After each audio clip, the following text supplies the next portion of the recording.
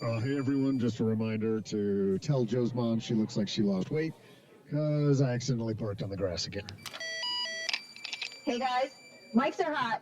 Quiet on the set.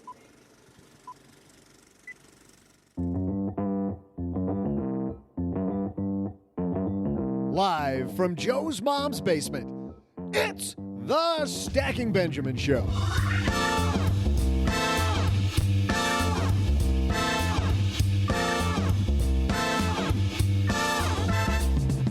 I'm Joe's mom's neighbor, Doug, and what are the secrets of geniuses? Unsurprisingly, the secret is, even if you're not a genius yourself, you can learn to act like one. Today, we welcome Dr. Craig Wright to talk about the hidden habits of genius beyond talent, IQ, and grit. Funny, he never called me for his case study. Plus, legendary investor Bill Ackman has an idea that could set everyone in the U.S. up for retirement success starting at birth. Why wouldn't we want to do this? And if we do it, I said do. How do us mature guys get back pay? We'll break this down and more during our headline segment. And we'll toss out the Haven Lifeline to a guy with the greatest name in the history of names. What's his name, you say? Well, you gotta listen to find out. What's his question? That much I can tell you. He wants to know about continuing to contribute to a tax-deferred plan, or should he switch to a taxable brokerage account? And of course, I've got some beefy trivia for you. And now, two guys who have a habit of riding my coattails to greatness. It's Joe and O-G.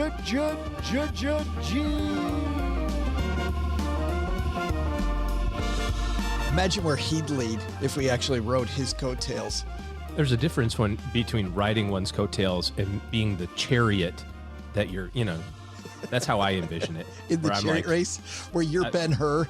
Yeah, and Doug's the one in front, Hey, everybody. Welcome to just another Wednesday Open. As usual, that couldn't get weirder. On the Stacking Benjamin Show, I'm Joe Saul, High Average Joe Money on Twitter. The guy who likes to refer to himself as the Ben-Hur of this podcast. It's Mr. OG. Have you actually seen Ben-Hur? A long time ago. Like, seriously, I was probably 12. Yeah. So almost, that's 2 generations ago. Easy. That could have been days ago. Could have been, but it wasn't. Man, we are starting on fire today. I'm glad that we're starting fast because we got a fantastic guest to keep up with. Craig Wright is going to be on Dad Shortwave today, OG, talking about genius. And I know that while Doug... Okay, so got that covered. We're now 3 minutes into the show. Doug's referred to himself as a genius. You've referred to yourself as a genius. Man. Like attracts like, dude. I don't know what to tell you. We have no ego problems on this show. Craig Wright going to talk about, if you're not a genius, what are the habits of genius? So maybe you can at least keep up. And I'm sure knowing a little bit about Craig, it's going to be a very, very fun show. But first, before Craig, we've got a couple of very interesting headlines. So let's get the party started. Hello, darlings. And now it's time for your favorite part of the show, our Stacking Benjamin's headlines. Our first headline comes to us from Market Watch. Did you see a couple weeks ago, big hedge fund manager Bill Ackman and his idea? Remind me. To save Social Security and other things. Also to solve some of the income gap. Sean Langlois over at Market Watch wrote this. Bill Ackman on saving capitalism. Every child in the U.S. could be given enough money at birth to become millionaires by retirement. Bill Ackman has an idea for saving the system that made him a billionaire. The Pershing Square Capital Management chairman told investors in a recent note that in order to preserve capitalism, steps need to be taken to close the increasing inequality gap. One possible measure, investment accounts for every child. Under Ackman's plan, each child born in the U.S. would receive $6,750 in a government-funded basket of index funds that could only be tapped at retirement. Assuming 8% returns over 65 years from birth to retirement, that total would ultimately exceed $1 million and would cost the government $1 million. And would cost the government about $26 billion a year if the birth rate holds.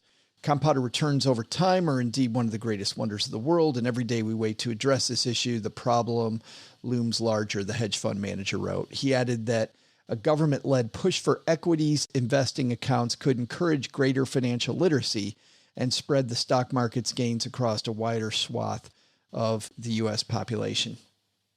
I read somewhere else, not in this particular piece, that this particular idea would be less onerous on the system than the Social Security program is. Don't know if that's true or not. What do you think, OG? I would imagine that it would be. I mean, basically, it's the same thing as Social Security, only it's taking your Social Security money and investing it. This piece doesn't say that he says get rid of Social Security and do this. I have to imagine that if you implemented something like this, something else would have to go, right? So I could easily imagine Social Security. Yeah, because that's exactly how the government works. That's right. The government's all about like eliminating inefficient programs, replacing them with more efficient ones. Whoa. We're going to do this new thing. We got to get rid of something else. No. The byproduct of it, I mean, on the face of it, replacing Social Security with something like this, I think is super attractive. The problem is that it'll never fly. Being a realist, I just think that there's too many people who will oppose it because, the market's volatile, and what happens if the market crashes right before you need your money and all that sort of stuff.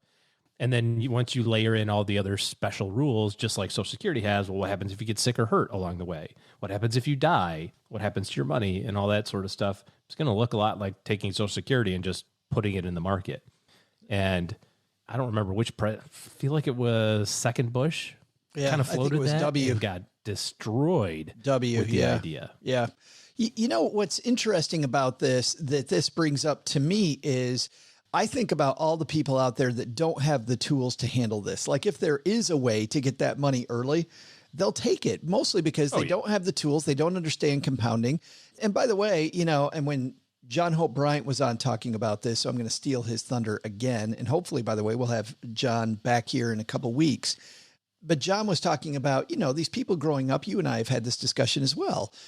Families that didn't get the memo, don't understand how it all works. So I think that this leads to a deeper conversation about why aren't we spending more time? I know that financial literacy programs in schools have been notoriously bad. Like the real reason we don't have more of that is that you do studies on efficacy of those programs and it's horrible. But why don't we focus on the financial literacy programs that are working and make that more widespread? I feel like if we gave people more tools to work with, I think there would be less fear around the market. Because I'm with you, OG. I think there's so much fear around investing that it's very easy to sell people on, all the bad things that could happen if we did that. Well, being a little bit of a cynic here, I don't think that that's the American way, man. The two competing pressures here are consumerism and being financially responsible. A lot of times you can't have both. You can't buy the brand new Lexus for Christmas, by the way the commercials are starting. It's the holiday season event because you're only good if you give the person you care about a new car with a bow on it. Did you see, I think it was Janine in our basement Facebook group who shared a Facebook message from her aunt about her uncle had surprised her aunt with a brand new car. I've shot for cars before, on a side note. It is nothing that you just go, you know what I think Joe would like? A tan interior. How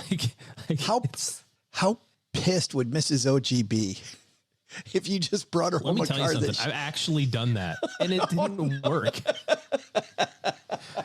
We got, when my second kid was born, we went out and we were like, okay, we can't do the whole two small sedan thing. We need a bigger vehicle because the car seats just simply didn't fit in the back of this car. And we, far be it from us to go buy smaller car seats. That's not a solution. No, we need a bigger vehicle. One that you pour gas in one end and it comes out the other. And she would tell you, she'd probably a week post baby, I come rolling in the driveway and I'm like, hey, what do you think about this? And she's like, what are you talking about? I'm like, I think this should be yours. And she's like, yeah, whatever, dude. And it's like the first time she drove it was that it sat in the driveway for 3 weeks before she got out of the house because she had just had a baby. And she liked it. But nevertheless, it was not a great idea. But now, so back to the original point here, consumerism and being financially responsible are two separate things. And the power of consumerism, the power of marketing, the power of the economy, right? The whole thing is predicated on people spending money like crazy. So the reason that financial literacy doesn't work is because there's too many people who are against it. Everyone is against it. There's too many people depending on people getting in financial trouble. Well, and maybe not even financial trouble per se, but would be happy with you just spending everything you made. Like, I'm okay with you not having to go into debt over this, but as long as you spent everything, I'm good if I'm the CEO of Disney or Gillette or GM. Remember when Nick from Magnified Money was on and because he used to work before he did Magnified Money, he used to work for one of the big credit card companies. I believe it was, he worked for Citi and Barclay. But he said that the magic disgusting sauce of a credit card company was finding those people who had a good enough credit score to get the card and good enough habits to pay the bill every month, but bad enough habits that they kept that card completely maxed out all the time. All the time. Yeah. Yeah. That's what they want. They don't want a default, but they also don't want the person who's paying off the card every month. Like the key person was the person that you're talking about. Like 70% full on the card, barely making the minimum payments, but is smart enough not to let it go. Yeah. 30 days later. That person they call, in all caps, profit margin. Yeah. A platinum client. So I think that part of the problem with all of this is that there's too many forces acting against it. And maybe not from a nefarious standpoint, not from the purposefully trying to derail it. Maybe but though. Just think about the messaging that's on the TV and stuff. That part is nice, but now I'll be the cynical one. So here, let me take the baton. Because Bill Ackman loves this partly because he's an investor dude, right? More people invest in. Put $26 billion back into the market every year. That's gonna right. Everybody's got a point of view. His point of view is investing is good. Investing made me a bunch of money. It can make you a bunch of money too. So even though it probably doesn't profit him straight away, having more potential clients that he can manage money for, not a bad thing from where he sits. However, I tend to like his idea. I also tend to think that, like you, it will never fly. And I also think that people don't have enough tools to make it fly. Not enough people listening to Stacking Benjamins, dude. That's the big problem. That is the big problem. Hey, but I'll tell you who isn't a problem. These people that trade stocks, these day traders, those people are the key to the whole system. I don't know if you know that, OG. All you got to do is just trade a few stocks and your life is fantastic. Did you know that? Yeah. That's what the internet How about says. this? This is a TikTok video I just found. This is from TikToker Thomas Crollo. Check this out. A day in the life of any stock trader. Get up. Turn on my trading station and make some money. Get in a Lamborghini. Drive to a really nice beach club. Have some fantastic lunch. Do some wakeboarding and then buy some Louis Vuitton and shop for some nice watches. And finally polish it all with some mild street racing. Isn't that the way you live your life? Wake up, Precisely. make some money. Takes about 30 minutes, maybe 45 if you're having a bad day. Head out for a super nice lunch in your Lamborghini. Buy some Louis Vuitton. Make some money. Easy.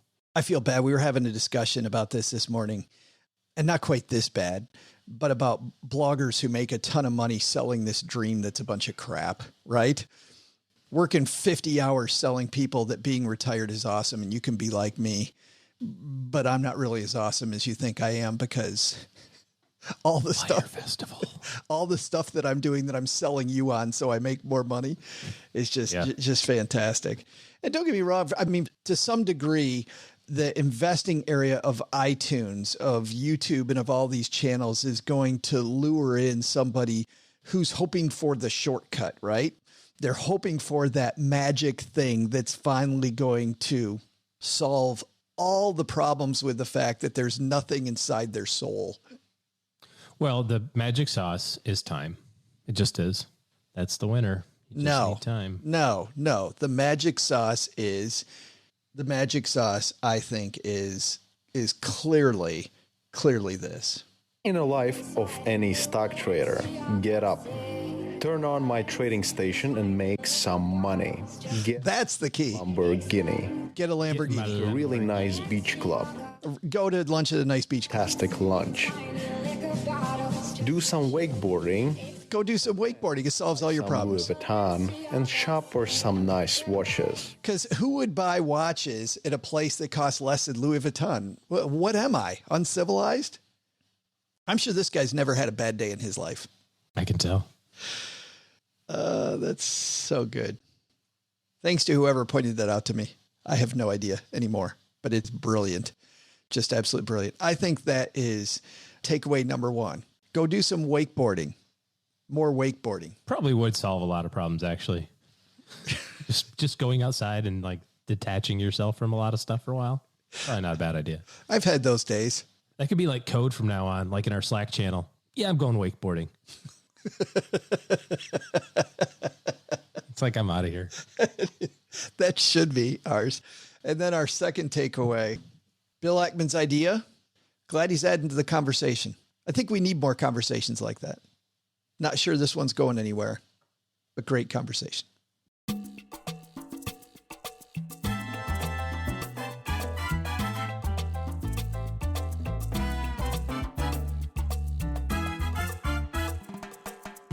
If you've ever read about the philosophy called flow, you know that one of the primary study groups when it came to looking at flow were musicians. So it didn't surprise me when I found that the author of a book about genius is, of course, a professor of music at Yale University.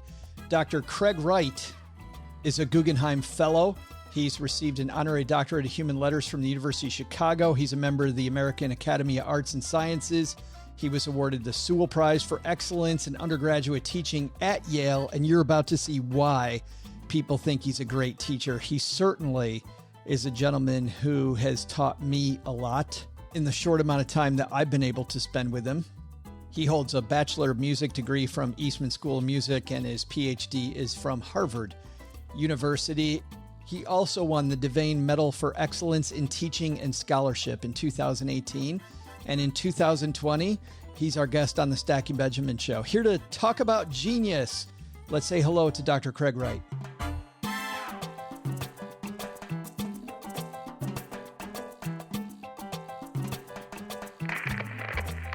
And on my dad's shortwave radio, it's our new friend, Dr. Craig Wright. How are you, man?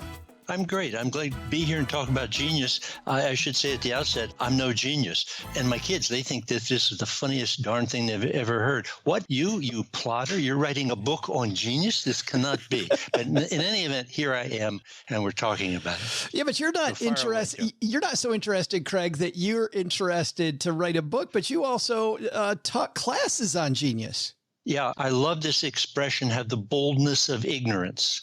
In other words, you get out there and you try whatever you think you might be able to do. God forbid if you actually know what you're doing, because then you probably won't go there. So you've got to get out beyond your ken, I think, and that's the way you discover things, and that's the way you make yourself a better and more interesting person.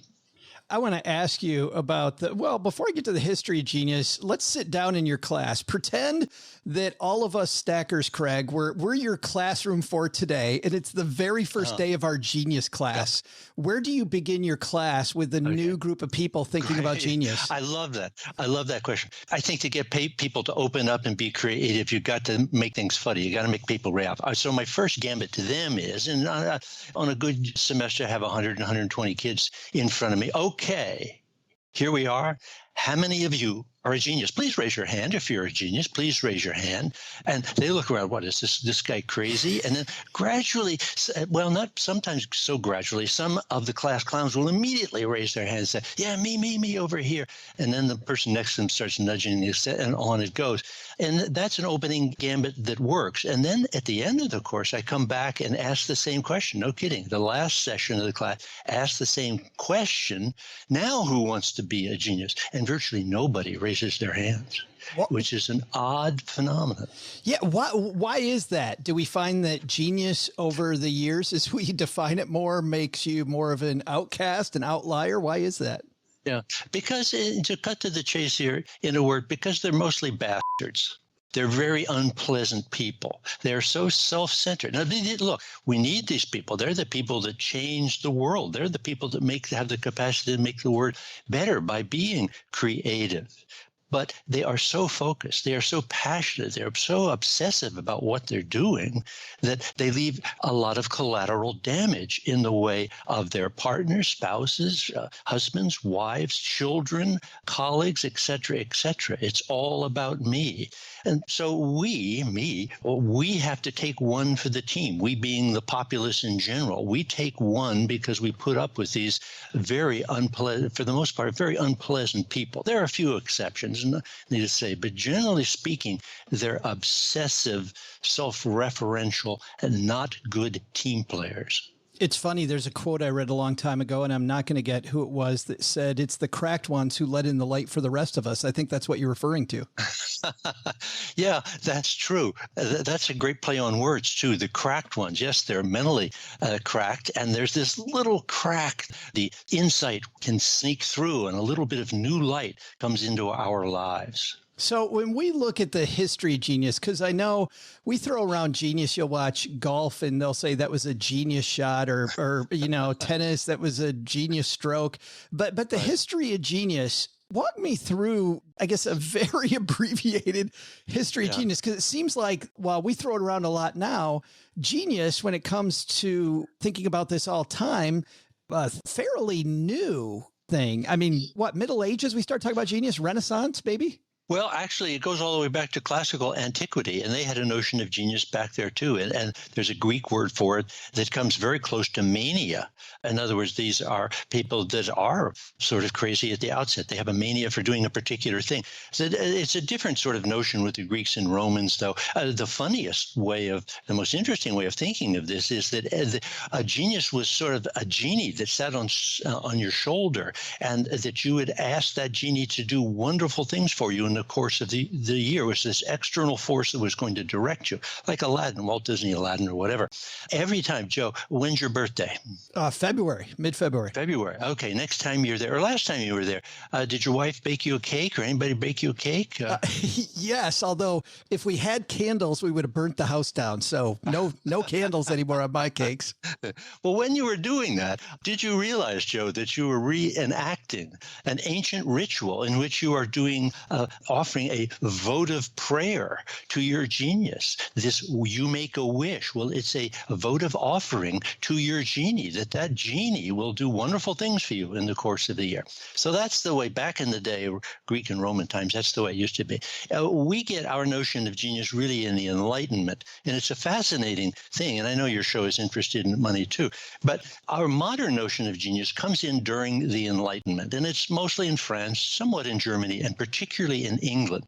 All right, so we go to England in the 18th century. What else is happening in England in the 18th century? Well, they're forming all of these, in a sense, offshore venture capital risky schemes. They're sending groups out to the New World. They knew about the New World, hadn't known about the New World for a couple of centuries, but they're sending people out there to colonize and to exploit the natural resources. And they need money for this. And this, of course, is the advent of capitalism in a very aggressive form. So it's not incidental that what we think of as genius and this idea of you can go out there and you can make it and you deserve to keep what you make, you sort of the eat what you kill mentality is coming into Western thought at this particular time. The whole notion of genius is really a Western idea, and it meshes touches particularly well. It maps particularly well on the ethos or the principles involved in capitalism in Western countries, particularly, I think, in England. Adam Smith, you know far more about this than I do. Well, but this idea, to your point, this idea then to create and to manifest and to make more then spurs more people toward finding their genius? I think it does, and that's one of the really interesting ironies of this. Let me continue your question just a second, Joe, and then we'll try to loop back to this idea of capitalism and money here. So that's where we are in the 18th century. The genius is an exceptional person who has within himself, not the genie. The genie's gone off the shoulder here, and forget about the God, the Christian God, the Judaic God. It is now inside of ourselves here. So we've kind of taken it, not to cut you off, Craig, but we've kind of taken it now from divine, right? The time of antiquity, taking it from divine to I have this inside of me. Right.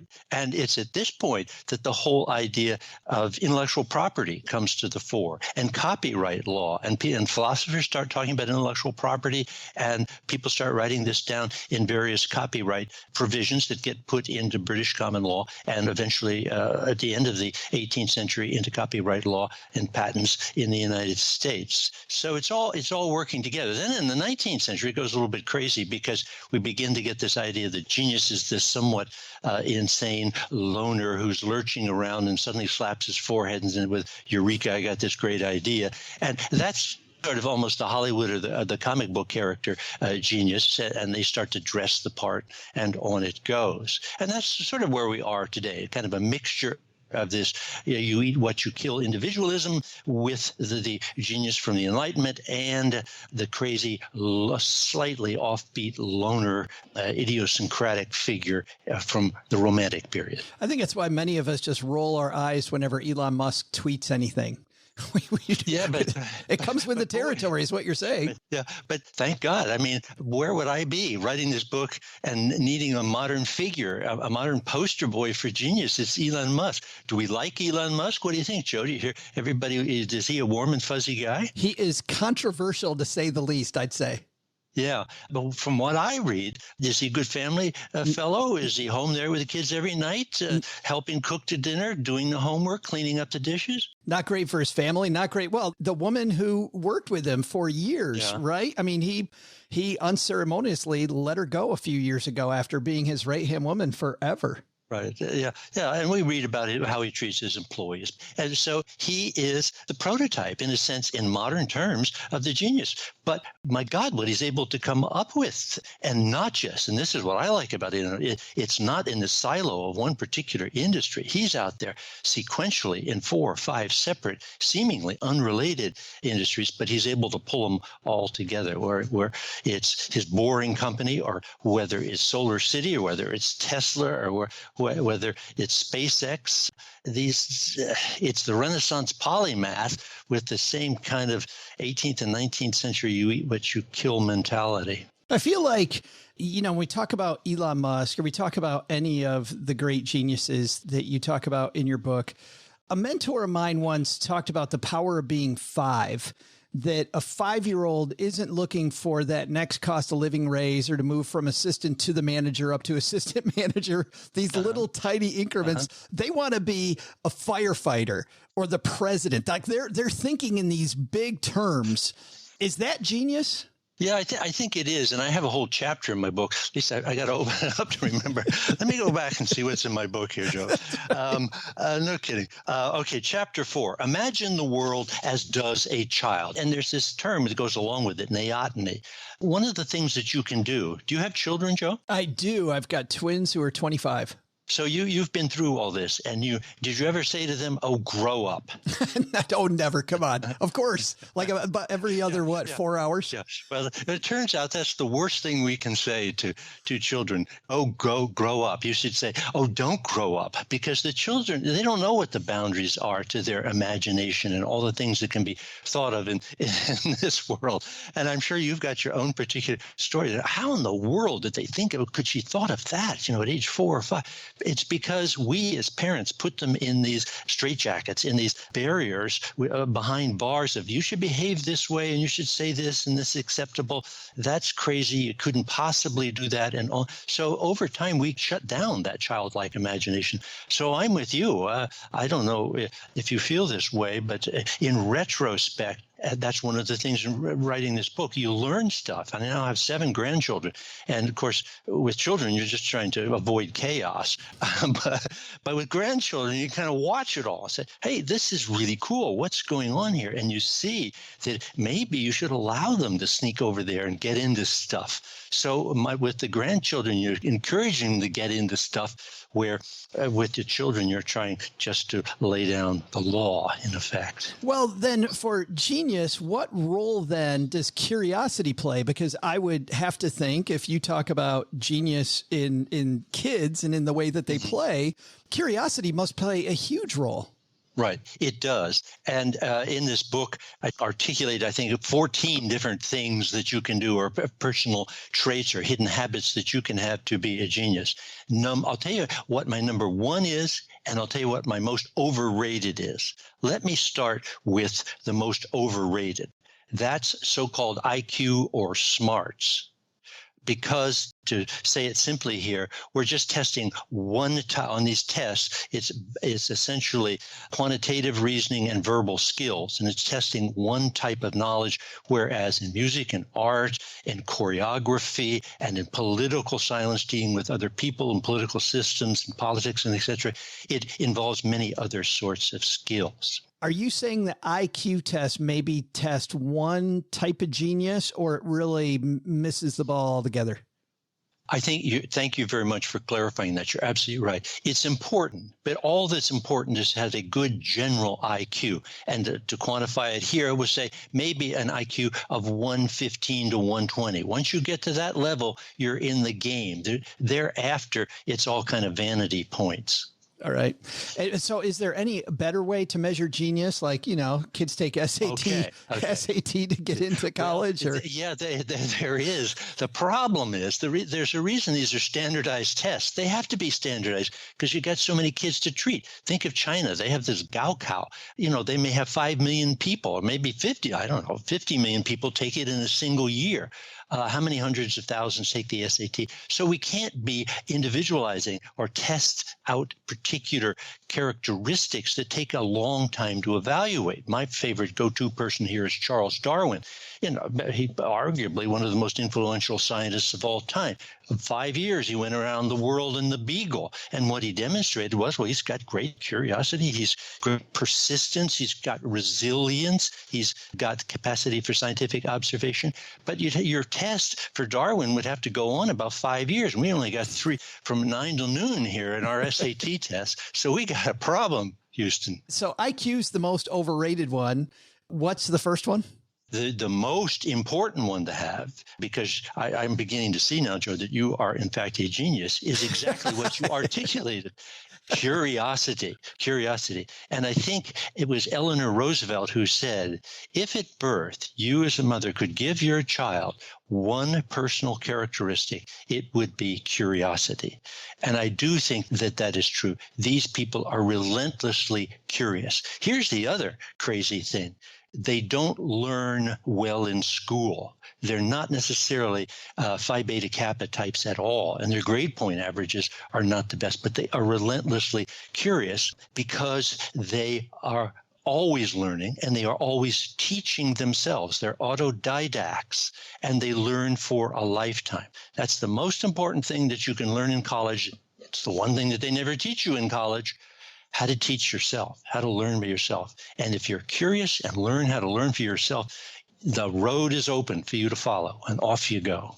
Well, so what's the difference? I mean, you are a gentleman who's taught in higher education for a long time. Is it the ability to design their own curriculum, that their curiosity can take them beyond the current syllabus? What's the? I mean, why does higher ed not work for many geniuses? Because higher ed is in the silo of higher ed. And this pandemic is revealing some of the chinks in the armor. And if we really look deeply, what is the emperor has, the educational emperor has no clothing. It's something of a scam. It's something of a labor protection racket in a way, because I had to smile when you mentioned the word curriculum. Try to get through a curriculum change. I had the honor, the last thing that I was doing at Yale when I started to get frustrated with lots of things was I was given the position academic director of online education. I said, this is really cool. We're going to set up online education because we can get it free and out all around the world. We may need it in particular circumstances. It can bring us all together. You try telling an entrenched faculty in an Ivy League school that, hey, we're going to start doing this a different way, and it's not going to involve you standing up on a stage in front of a classroom. Good luck with that.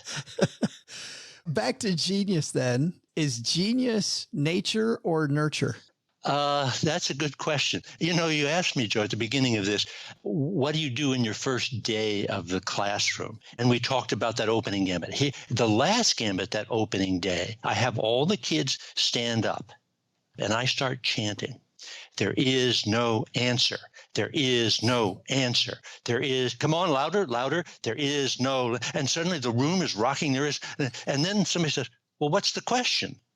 Okay, the question is it nature or nurture? I really want to get across that point. There's still, and people have been riffing on this now for 200 years, is it a natural gift, or is it what you do with yourself through hard work? I have some opinions about that. I've asked some interesting people about that, and I could read you. One of the kids in my class, no kidding, is the #1 American figure skater. His name is Nathan Chen. Nathan Chen, an Olympic medal winner already. Of course, he's sort of on the sidelines because the Olympics are on the sidelines at the moment. We may not have time for this. What do you think? You want to hear what he had to say or not? Of course we have. Are you kidding me? How do you start a sentence with, hey, we have this Olympic figure skater guy who's phenomenal at what he does. Oh, let's not talk about it. Yeah. Well, he's brilliant because we were doing this class online in the summer, and he was always calling in from a car somewhere. Sometimes he's in Vancouver, sometimes he's in Tokyo, sometimes he's in Japan, training here or there, but he was always on the ball. So, and I'd ask him before I started talking about this book, because he's a Yale student, and I can't just go use his name and things without his permission. So this is what Nathan wrote, and with his permission. This is Nathan Chen, America's #1 ranked figure skater. In my opinion, there are genetic factors, so that's nature, at work in this domain. Height, bodily proportions, general strength, and the capacity to quickly improve muscle memory. But there are, in addition, a number of genetic factors that you can't really see that are more difficult to quantify. Among these are the ability to be calm in the face of stress and the ability to internalize and strategize over the course of a competition. I'm going to stop right there, Joe, because in my life, and maybe even talking with you today, I could not do what Nathan is urging me to do, to calm down and control my stress. And that's why I failed as a concert pianist, because I couldn't control that stress on the stage. But Nathan has the ability to do that. And then to course correct during a competition, well, you've got to really, you've got to think clearly. And I'm usually so bouncing around here. So, and how do you do that when you're in the air doing a quadruple flip or turn, as those folks do? Okay. So I would say for me that it is 80% in nature. He says it's 80% gifts. The gold medal athletes, they get to the accumulated 100% nature, 80% nature, genes and luck, and 20% nurture. So in his mind, it's mostly a natural gift. For those actual athletes who are at 60 in terms of nature, they must maximize the 20% of the work in order to even think about competing against the top, those at the 90 to 100% level. I think that's a very powerful statement, because if most of us listening to this show, if we recognize, like most of the students in your class, that we aren't genius, you using that nurture part as much as we can becomes so important. Being more curious, looking at the world differently, differentiating, trying to slow down your stress, like you talked about, like focusing on those things becomes incredibly important. Yeah. And I think we all can. When I started out doing this, the last thing I wanted to do is write one of these how-to books. You see them, the gazillions, hundreds of thousands. You can change your life if you do this. And I'm supposed to be a bona fide academic here, and my colleagues are going to run over me with a bread truck or something. But after thinking through all of this and working through all of this, darn it, you really can change yourself. And I know that I have changed myself. There's certain things that I do now that I would never have done before. There's certain ways that I think about failure. This whole idea to think about failure as an opportunity. Oprah Winfrey has talked a lot about that. It's just an opportunity opening another door for you here. Be more patient. You have to be more, when things aren't going well, you really sort of have to sit there and be patient with it and work through that particular problem, because you'll probably learn a lot. If everything goes well, you're never going to learn anything. So having obstacles really proves to be an advantage. I could go on and on about how you can set up a creative lifestyle, but it would take us take more time than we got, right? Well, I do have an important follow-up question on what you just said, because I think it's so powerful for people. But I think another piece of genius is knowing when this is going nowhere. And for every person who's a recognized genius out there, there's got to be hundreds who have worked on something forever and ever and ever, and nothing came of it. So when does genius end and crazy Don Quixote behavior begin? Well, good for you. I mean, that is a great question. And it brings us to the sunk cost moment. And it's exactly that point. And I think all creative spirits, all those folks that are out there taking risks that really do have a valuable new idea, are constantly beset by self-doubt. Is this really going to work? But you may have so much into it that you cannot possibly believe, or you cannot possibly believe that this isn't going to work, and it's too expensive to go backwards. I mean, it's your whole life, your whole personality, who you are, wrapped up in this venture. But that is a critical moment, the critical moment. Now, the only way around that is to be one of these polymaths. And I want to go to Thomas Edison here, because Thomas Edison had a lot of things going for him. He motion pictures, phonograph, electric light bulb, and a lot of other things that people don't know about. But he had two it doesn't work moments, and they were painful. Let's talk about direct current. We won't talk about that at length, but you know about Tesla and alternating current and Edison. And he went deeply, literally, into the ground on direct current and spent a huge amount of money, ultimately lost control of what was Edison Electric that became General Electric, the financiers, JP Morgan, and so on, and gradually diluted the shares of stock. They came to control it, and out went Edison. Okay, direct current is one of them. The other was, get this, ore mining, iron ore mining in New Jersey. Where? What? Are you kidding me? So he's got this because he wants to extract valuable metals out of iron ore. And, well, at that moment, where's the biggest pile of iron ore? It happened to be up near where President Trump's Bedminster Country Club, Tony Bedminster Country Club, is up there in the northwest portion of New Jersey. He spends 5 years doing this, but the amount of pure metals that he's getting out of this ore as he's trying to smelt it and separate it is so minuscule that he's not making any money at it. And he sticks with this for 5 years. And eventually he throws into towels and goes into something goofy, seemingly goofy, like prefabricated cement houses. Why? Because they had discovered high-grade iron ore by more than the tons in Minnesota, and it could be shipped through the Great Lakes up, along the canal system and into the smelting factories of particularly Cleveland and Pittsburgh. even the geniuses don't always hit a home run. Sometimes, like Babe Ruth, he whiffed a lot more times than he hit a four-bagger. Well, and baseball is a perfect analogy, I think, because you can, bat 300. You can be unsuccessful 700, 70% of the time and still be great. Every 10 times you get out there, 7 of them, you look like a fool. I have 50 more questions, but I'm going to end with this one. When I prep for interviews and to all of our friends hanging out with us listening, this is a little pull back the curtain. What I like to do first before I dive into books is I just kind of skim and look for interesting stories. And it's so funny. There is a chapter here that really caught my eye. And after reading it, I think it's probably the best place for us to end, which is you have a chapter in here called Find Your Missing Piece. And I thought this was so powerful. Can you tell us what that means and how that's relevant to genius? It's funny that you should mention that, Joe, because I was talking about these grandchildren. And just last night, we sat down with it and we used Zoom and we read a bedtime story with this last grandchild. It was Shel Silverstein's The Missing Piece. We go through it and we go to the end of it. Actually, I'd read her this story before, so this was the second time that we had done this. The grandmother, my beloved wife, Sherry, and I remember the first time she didn't seem to like the book all that much. And the second time, I can't say that it was a hit either. So why not? Why not? And then at the end of it, we ask her, well, what did that book mean? What did that book mean? Then we had to think, well, couldn't chase the butterfly anymore, couldn't talk to the worm, couldn't sing with the birds, couldn't roll along smoothly.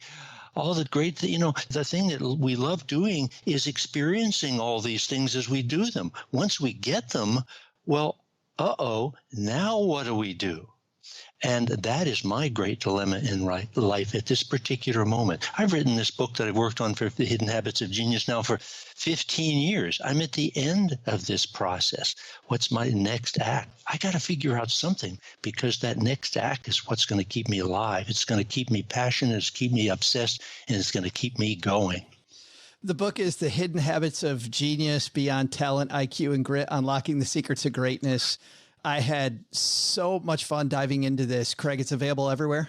Absolutely. Amazon and all of your other vendors. Yep. Awesome. HarperCollins, wonderful people to work with. They are great people. By the way, they're people that we work with on making the podcast. Just fantastic group of people over there. Yeah, they are. Well, thanks for hanging out with us and talking genius and Shel Silverstein.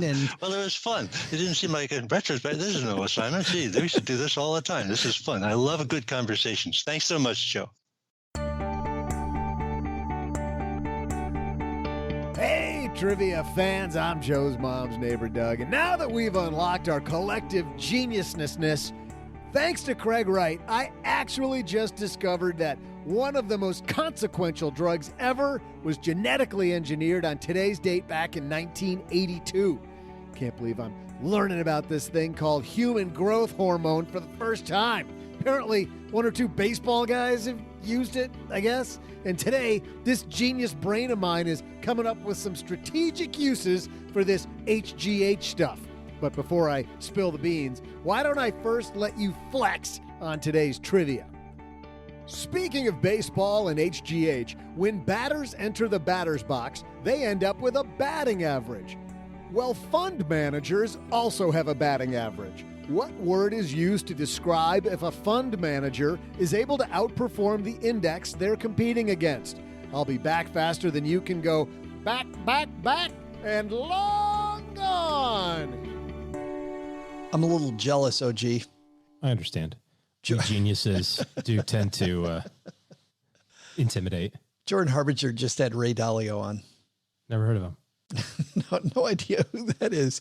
We should go get Bill Ackman to talk about his strategy. It is so interesting, not just with him, but with many of the guests that Jordan has on. It's easy to subscribe to his show, jordanharbinger.com/subscribe. It's a podcast that when you're done with us, you should definitely check out because you're a fan of high quality, fascinating podcast hosted by interesting geniuses like OG. Jordan's show covers a wide range of topics through weekly interviews with heavy-hitting guests. There's a ton of episodes rooted in the business and tech space. Not only do you want to check out Ray Dalio, but after you've listened to our interview with Guy Raz, Jordan's interview with Guy is a good 1-2 punch. I thought very interesting, quirky, and weird. My custody battle with an escort ex. That one, very, very strange. Jack Barsky, deep undercover with a KGB spy in America. That one had me for the entire 54 minutes. And Chris Hadfield talking about an astronaut's guide to life on Earth. He always has interesting people. I really love not just the Jordan Harbinger show, but I'm a big fan of Jordan. I love some of the email exchanges that he and I have back and forth. He's been a guy who's helped us a ton on this podcast, and he's always very giving of his time. You can tell from his Q&A episodes. Jordan is very much a giving guy. All you got to do when you're done with us, search for the Jordan Harbinger Show. That's HARB as in boy, IN as in Nancy, GER, on Apple Podcasts, Spotify, wherever you listen to podcasts, or just go to jordanharbinger.com/subscribe. And you'll see all the links to subscribe wherever you listen to podcasts. That's the Jordan Harbinger Show. Check it out.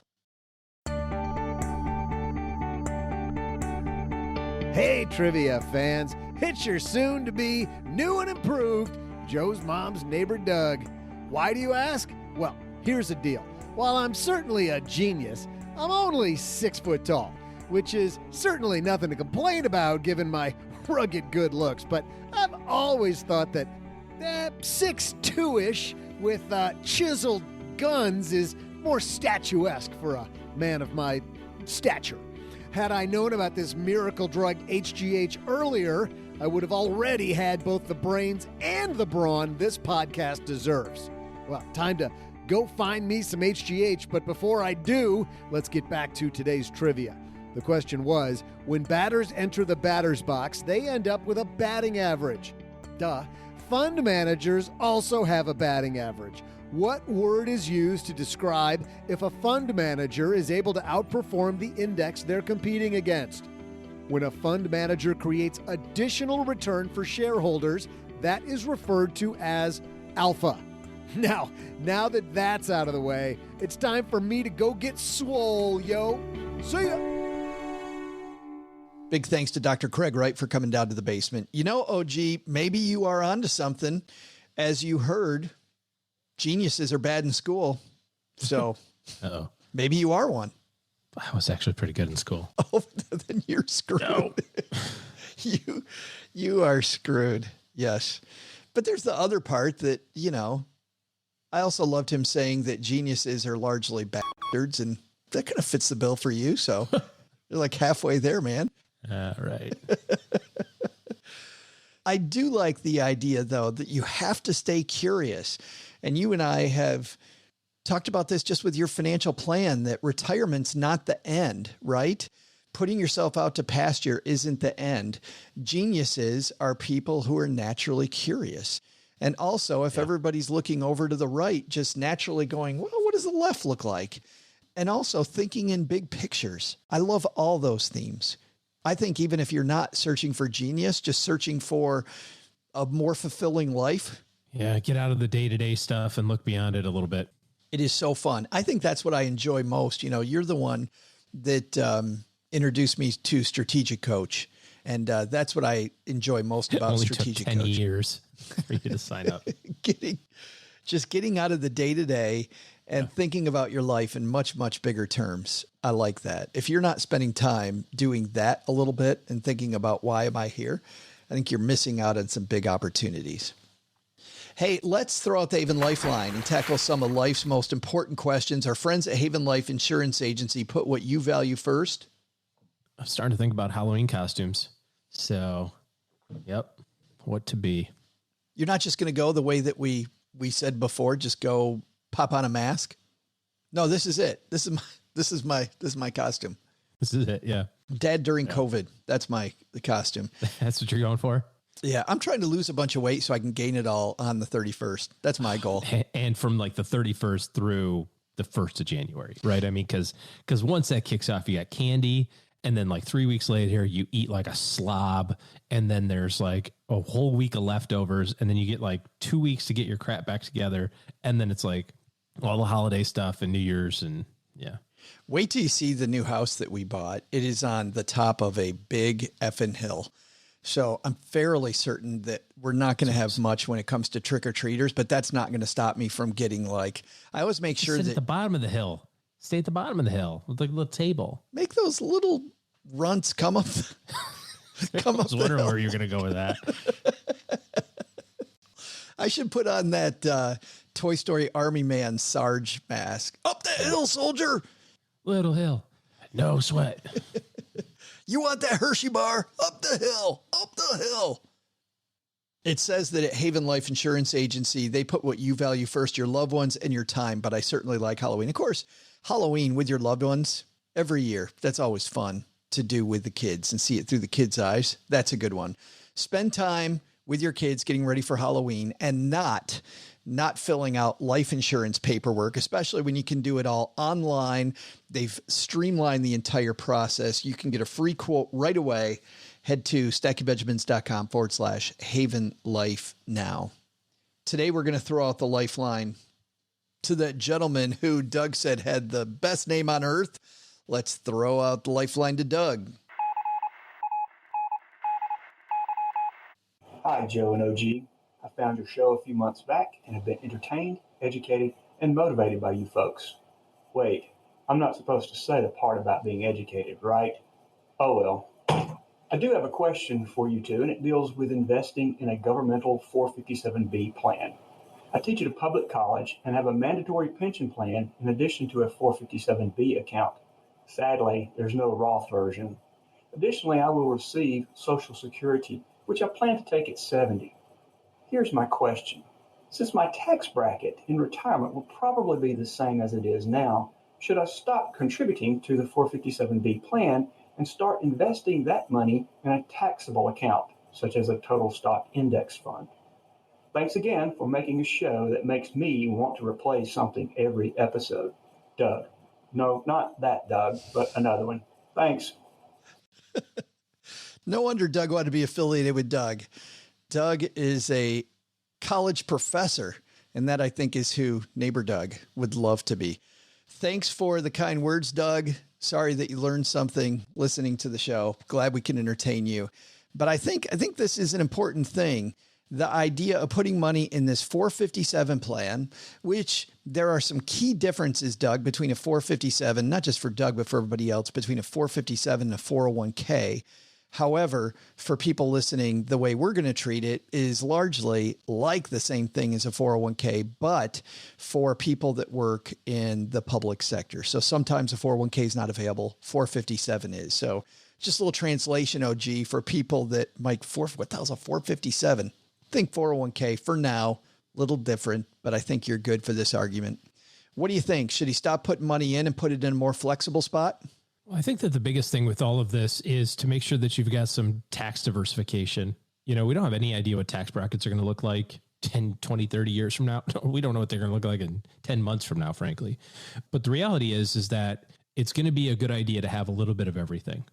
There's no way to know what the outcome is going to be until you actually get to the outcome, you know? So you may find out at 70, like, son of a gun, I should have put all of this in pre-tax because they stopped taxing retirement distributions. Who knows? But you don't know that. So you have to have a little bit of balance. And I would say that if you look across your investment accounts and you see, we talk about tax triangle, 3 different places you can put your money: pre-tax, after-tax, or after-tax that comes out tax-free, right? So basically Roth, brokerage, and pre-tax 401k. And if you look at that and you say, well, I'm going to draw circles and weight them out based on how much money is in each one, you want them to be pretty balanced. And if you've got a whole bunch of money in pre-tax and very little money in after-tax, I think you should start considering some money on the after-tax. That being said, I don't know that I'm a big fan of just throwing away tax deductions that are there just because you just don't feel like capturing them that day.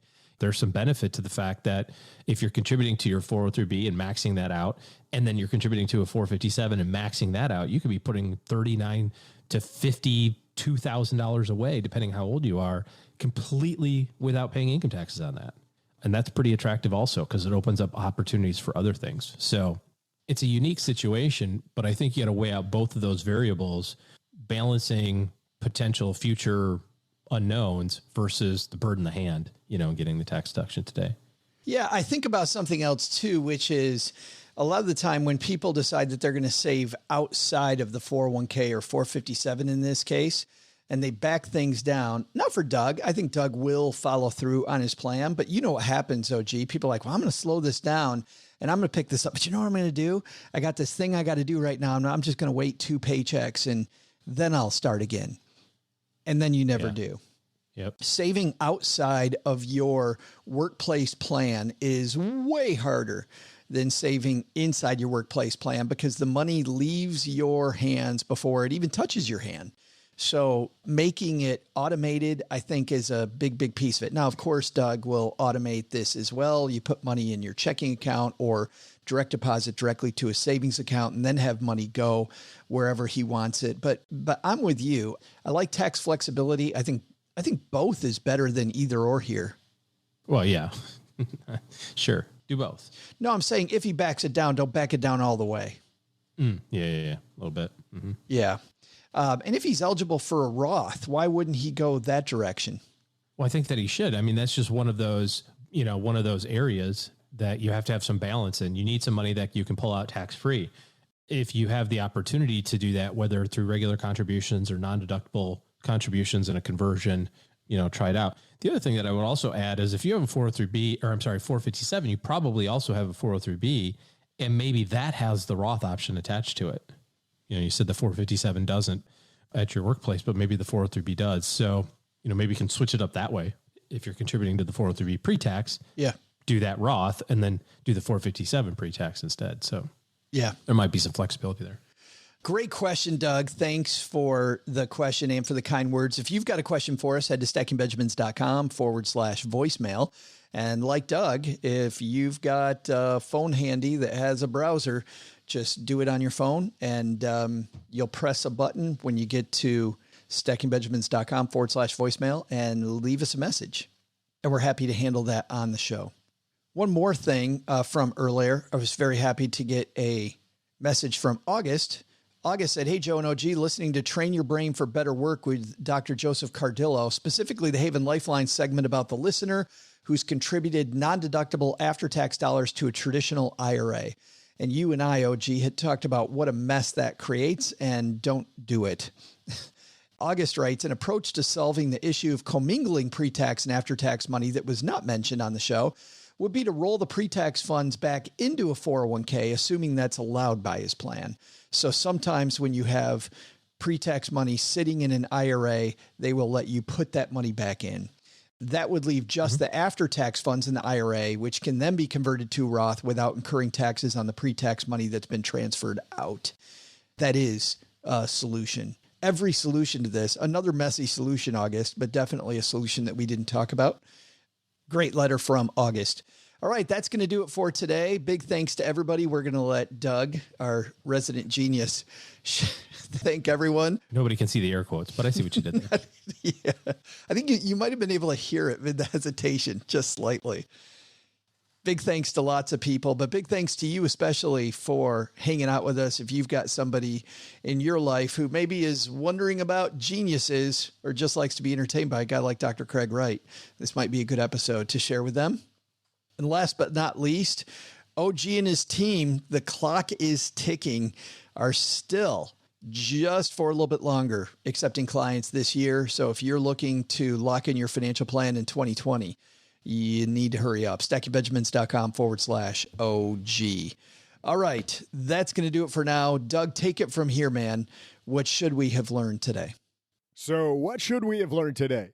First, take a lesson from our headlines. Security isn't just about giving people money.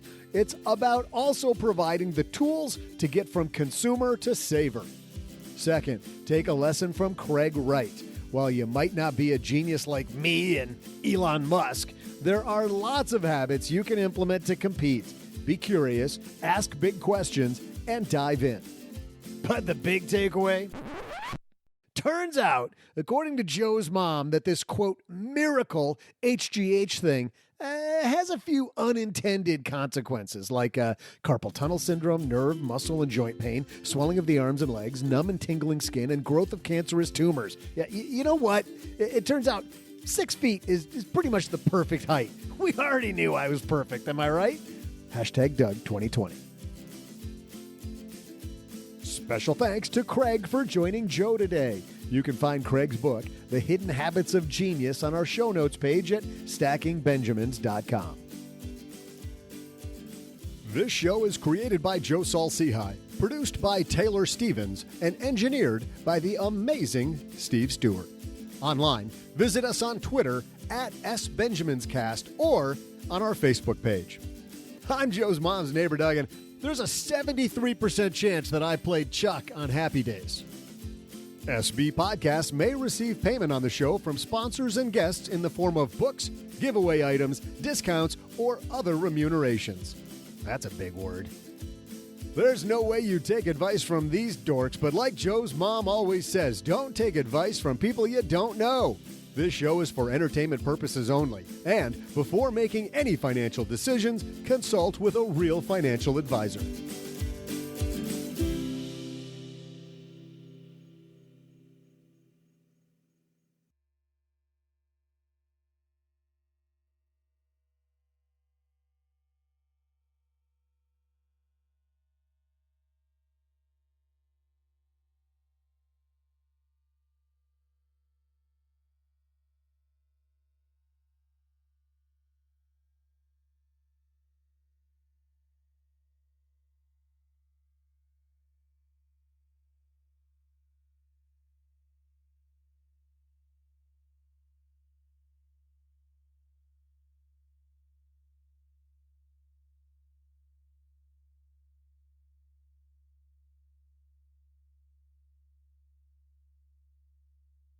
Did you have cable your entire life? Yeah, pretty much. Yeah. God, I remember we didn't get cable till I was like 12. Time for an old guy story. But I remember we'd go over to people's houses with cable. My brother and I'd be glued to the TV. And I remember my mom even saying, you should go play with your friends. I'm like, but they've got like 100 channels. We've got to watch that. But we always had the doggy ears. You never had the antenna on the TV where maybe for a while. I mean, I remember it. Where you had to like try to get in the channel. Sure. And you turn it one way or another. Yeah. Similar situation happened in Wales recently. This is from CNN. For 18 months, residents of a village in Wales have been mystified as to why their broadband internet crashed every morning. Engineers have finally identified the reason: a secondhand television that emitted a signal that interfered with the connection. It's so great. It's just like, no, if you put the dog ears just this way, just a little more. Like there's always some little thing that you wouldn't, everybody's thinking these big technology problems. Nope, not that. A crack team of engineers turned detectives have become heroes in the village of Aberhosen after finally finding the source of the problem, according to a press release from OpenReach, the company that runs the UK's digital network, published Tuesday. Staff had visited the village repeatedly, found no fault with the network. They even replaced cables in the area to try to solve the problem, but to no avail. Then local engineer Michael Jones called in assistance from experts at the OpenReach chief engineer team. After carrying out a plethora of tests, engineers had a theory the problem could be caused by a phenomenon called single high-level impulse noise, in which an appliance emits electrical interference that impacts broadband connectivity. They walked up and down the village in a torrential rain at 6 a.m. to see if they could locate the noise. At 7 a.m., like clockwork, the device picked up a large burst of electrical interference in the village. Turns out that Earl had this really crappy TV that was taking down everybody's internet. Nice. Oops. Thanks, Earl. My bad. As we all knew it was Earl's fault. Gonna be Earl.